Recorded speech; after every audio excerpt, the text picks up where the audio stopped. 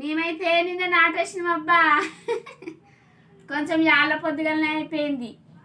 ఇక అయిపోతే వట్టిగుండి ఏం చేద్దామని ఏమన్నా కానీ బోడగాకరికాయలు ఏమన్నా వెళ్తాయి ఏమన్నా బాగా రేటు ఉన్నాయి కదా.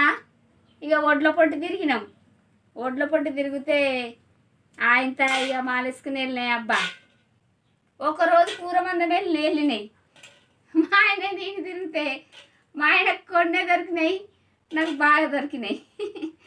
కానీ తినన్నట్టునబ్బా మంచిదట. మనకేమో తెలియదు. చికెన్కు మటన్కు పెట్టుకొని తెచ్చుకొని తింటాం. ఎన్ని పైసలు అయినా కానీ ఆదివారం మచ్చడితోనే మటన్ చికెన్ తెచ్చుకుంటాం.